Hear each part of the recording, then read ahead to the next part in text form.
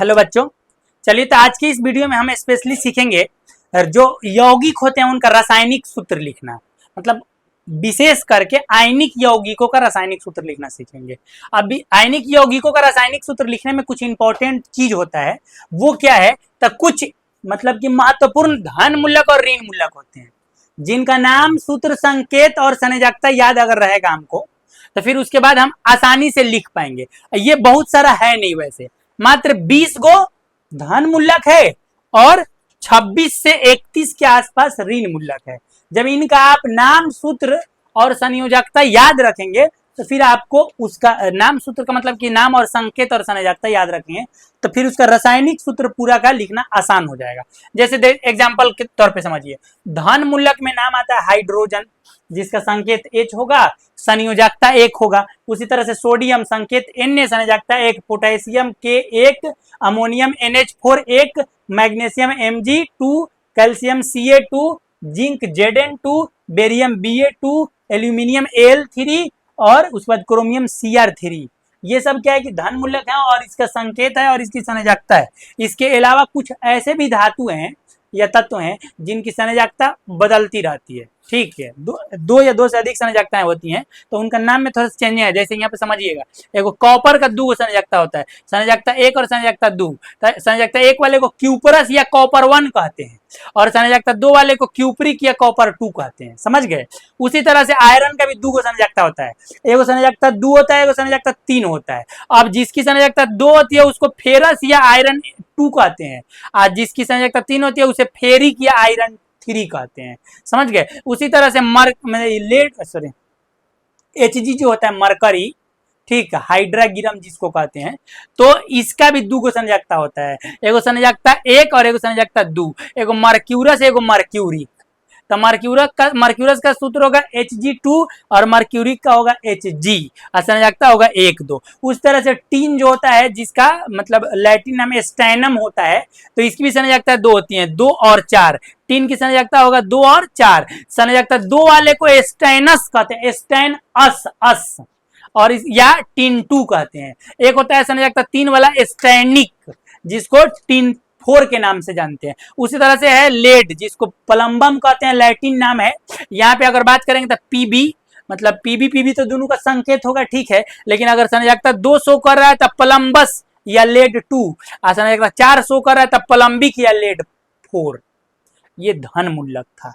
इसके अलावा इधर अगर बात करेंगे तो कुछ ऋण मूलक लाइन से इसलिए पढ़ रहे हैं ताकि सब क्लियर हो जाए। Hydride H11, chloride, fluoride, bromide, iodide, hydroxide, nitride, nitrate, ये पूरा लाइन से दिया हुआ है धन मूलक और ऋण मूलक। आप क्वालिटी बढ़ा करके इसको एकदम ध्यान से देख लें, हम ले करके इसीलिए आए हैं ताकि तुम्हारे सामने हो और बगल में क्वेश्चन बने और हम आसानी से इस सब क्वेश्चन को कर पाए। अगर मतलब आपको यहाँ पे बहुत बेहतर नहीं दिख रहा है तो डिस्क्रिप्शन में इसका फोटो आपको दे दिया जाएगा, पूरा लाइन से होगा, आप वहां से भी आप लिख सकते हैं आराम से। लेकिन यहाँ पहले सीखिए, लिखिएगा बाद में। सबसे पहले सीखना क्या है कि यौगिक और उसका सूत्र कैसे, तो सबसे पहले यौगिक का नाम कैसे लिखेंगे ये सुनिए। तो धन मूलक और ऋण मूलक दोनों को चिपकाइए, एगो यौगिक का नाम होगा। जैसे एग्जाम्पल के तौर पर समझिएगा, इधर से एगो धन मूलक उठाते हैं सोडियम, इधर से एगो धन मूलक ऋण मूलक उठाते हैं क्लोराइड। दोनों को एक जगह मिला के लिखिएगा ना, जब दोनों को एक जगह आप मिला करके लिखिएगा तो एक नाम लिखाएगा सोडियम क्लोराइड।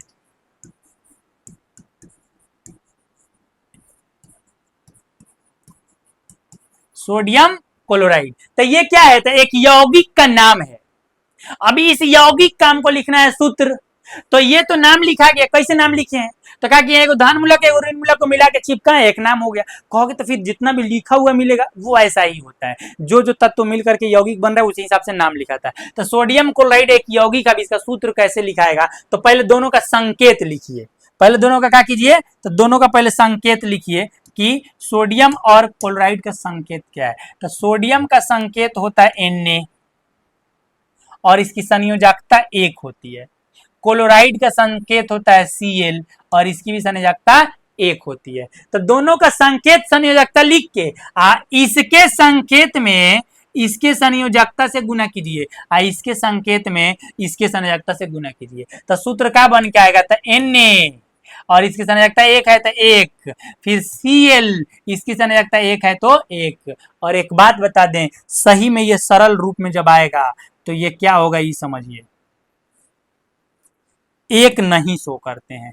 तो ये जो यौगिक बनेगा सोडियम क्लोराइड, उसका सूत्र होगा NaCl। उम्मीद है कि कैसे बन रहा है क्लियर हो गया। और एग्जांपल ले लेते हैं, जैसे इसमें से एक हम उठा लेते हैं मैग्नीशियम। Magnesium Mg संयोजकता 2। मैग्नीशियम इधर से उठा लेते हैं, ध्यान से सुनना, कार्बोनेट CO3 संयोजकता 2। और एक यौगिक हमको देखने को मिलता है जिसका नाम है मैग्नीशियम कार्बोनेट। हम जो यौगिक अभी लिख रहे हैं उसका नाम क्या है, मैग्नीशियम कार्बोनेट।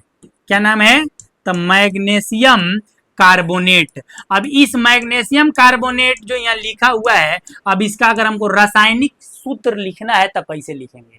तो इसका रासायनिक सूत्र लिखने का आपको तरीका बताए हैं कि इसके रासायनिक सूत्र को लिखते समय ये बात का ध्यान रखा जाता है कि जो मैग्नीशियम धन मूलक है इसका संकेत लिखिए। तो मैग्नीशियम है, मैग्नीशियम का संकेत Mg होता है, Mg। तो इसका संकेत Mg लिख दीजिए और इसकी संयोजकता कितनी होती है, तो 2। उस तरह कार्बोनेट का सूत्र बताए हैं, यहाँ पे देख लीजिएगा ध्यान से, होगा कार्बोनेट का CO3। तो यहाँ CO3 लिखिए और इसकी भी संयोजकता कितनी होती है, 2। एगो लॉजिक का बात बता रहे हैं, ध्यान से सुनिएगा। जब धन मूलक और ऋण मूलक दोनों की संयोजकता समान हो तो संयोजकता छोड़ देते हैं और दोनों को चिपका के लिख लेते हैं। तो इसका सही में जो मैग्नीशियम कार्बोनेट का रासायनिक सूत्र होगा वो MgCO3 होगा। कौनिक गुना तो करबे करते हैं, कोना कोनी गुना कर लेते हैं मैग्नीशियम से कार्बोनेट के संयोजकता में और कार्बोनेट से मैग्नीशियम के संयोजकता में। जब दोनों समान हो तो गुना नहीं करते हैं, बस दोनों को चिपका के लिख देते हैं। जैसे यहाँ मैग्नीशियम कार्बोनेट का सूत्र होगा MgCO3। उम्मीद है कि रासायनिक सूत्र कैसे लिखाता है तरीका समझ में आ गया होगा। इस पे कुछ क्वेश्चन और भी कर लेते हैं। चलिए क्वेश्चन को हम कैसे करेंगे पहले इस पे डिस्कस कर लेते हैं।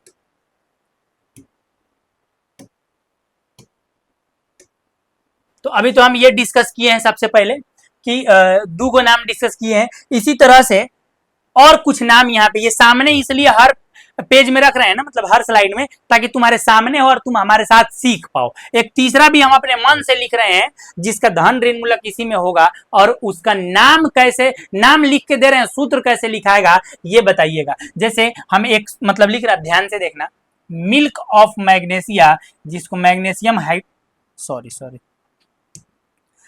मैग्नीशियम हाइड्रोक्साइड के नाम से जानते हैं। Magnesium hydroxide,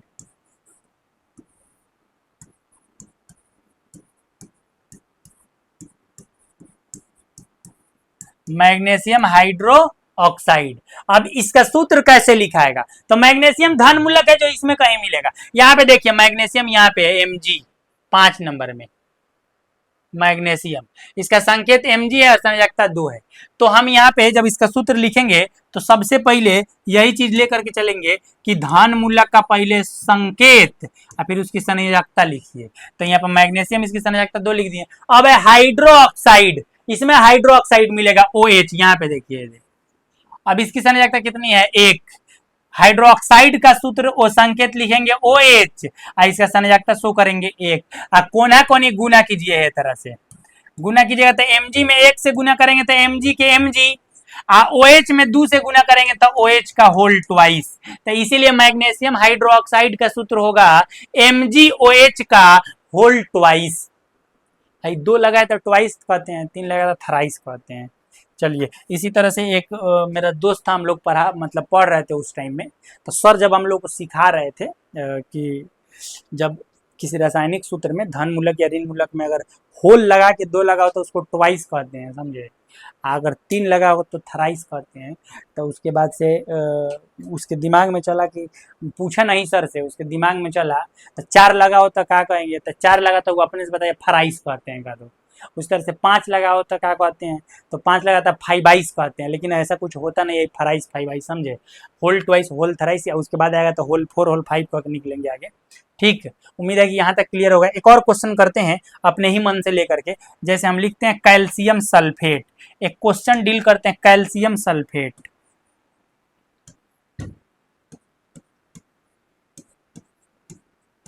calcium sulphate.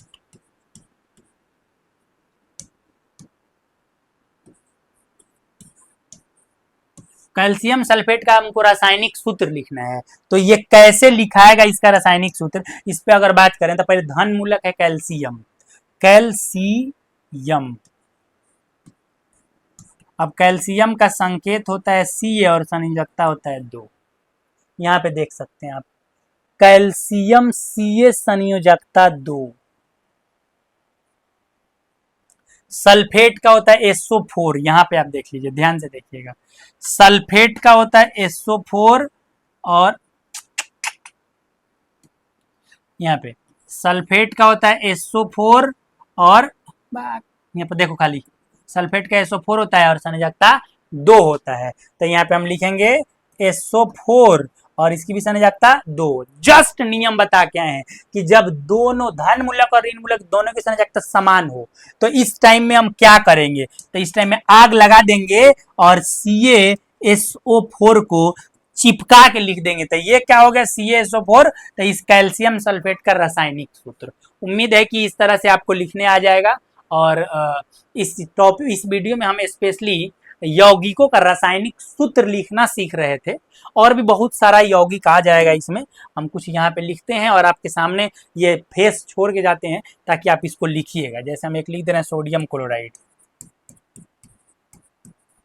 Sodium chloride, इसका रासायनिक सूत्र आप ट्राई करके कमेंट में लिख दीजिएगा, कमेंट में। एक दूसरा लिख दे रहे हैं जिंक कार्बोनेट, जिंक कार्बोनेट, इस जिंक कार्बोनेट का रासायनिक सूत्र भी आप ट्राई कीजिए। एक लिख दे रहे हैं aluminium chloride, aluminium chloride, aluminium chloride, इसका भी आप रासायनिक सूत्र क्या कीजिएगा, कमेंट में बता दीजिएगा। उम्मीद है कि ये वीडियो आपको समझ में आया होगा, एकदम 100% समझ में आया होगा। चलिए मिलते हैं तो नेक्स्ट वीडियो में, आज के लिए यहीं तक। वीडियो अच्छा लगा हो तो वीडियो को लाइक और शेयर जरूर कीजिए और बने रहिए चैनल पे, नए हैं तो सब्सक्राइब भी कर लीजिएगा। धन्यवाद।